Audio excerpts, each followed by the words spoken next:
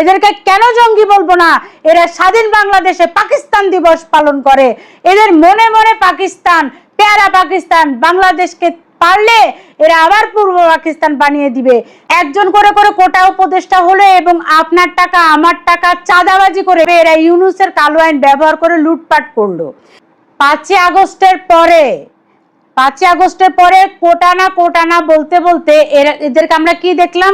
এরা একজন করে করে কোটায় উপদেষ্টা হলো, একজন করে করে কোটা উপদেষ্টা হলো এবং আপনার টাকা আমার টাকা চাঁদাবাজি করে ইউনূসের দেয়া কালো আইন ব্যবহার করে এরা দোসর বলে বলে বিভিন্ন আওয়ামী লীগের বাসায় চাঁদাবাজি করলো, সম্পদ লুটপাট করলো, ব্যাংক লুটপাট করলো, বিভিন্নভাবে এরা ইউনূসের কালো আইন ব্যবহার করে লুটপাট করলো।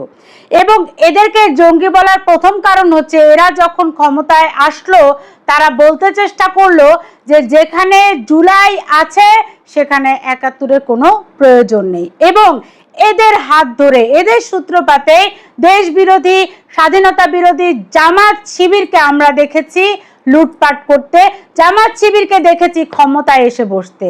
অবশ্যই জামাত শিবির এদের ইন্ধনে এসে আমাদের জাতীয় সংসদে ঢুকেছে এবং পবিত্র সংসদে ঢুকার পরে এরা যখন আমাদের দেশের জাতীয় সঙ্গীত বাজে এরা উঠে দাঁড়ায় না, তার মানে দেশকে অবমাননা করে।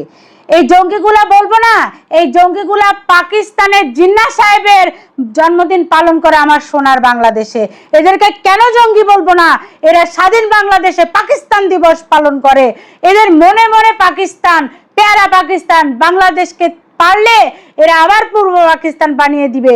কারণ স্বাধীনতার ৫৫ বছর পরে জামাত শিবির এরা ফুল দিতে চায় জাতীয় স্মৃতিসৌধে, শহীদ মিনার। এদেরকে প্রশ্ন করলে বলে আমরা বিরোধী দলের নেতা, আমরা দায়িত্ব কর্তব্য পালন করতে এসেছি। কিন্তু এদের অন্তরে বীর মুক্তিযোদ্ধাদের প্রতি, ভাষা শহীদদের প্রতি কোনো ভালোবাসা নেই, কোনো সম্মানবোধ নেই। কেন এদেরকে জঙ্গি বলবো না? ৫ই আগস্টের পরে এরা আমার মুক্তিযোদ্ধা ভাইদের ভাস্কর্য ভেঙেছে। ৫ই আগস্টের পরে এরা ভাষা শহীদদের ভাস্কর্য ভেঙেছে।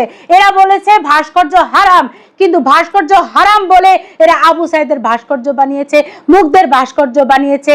এরা জুলাই জাদুঘর বানিয়েছে আপনার আমার টাকা দিয়ে, যে জাদুঘরে ফারুকের মতো লোক কোটি কোটি টাকা আত্মসাৎ করেছে এই জাদুঘরের নামে। তাহলে এদেরকে জঙ্গি বলবো না?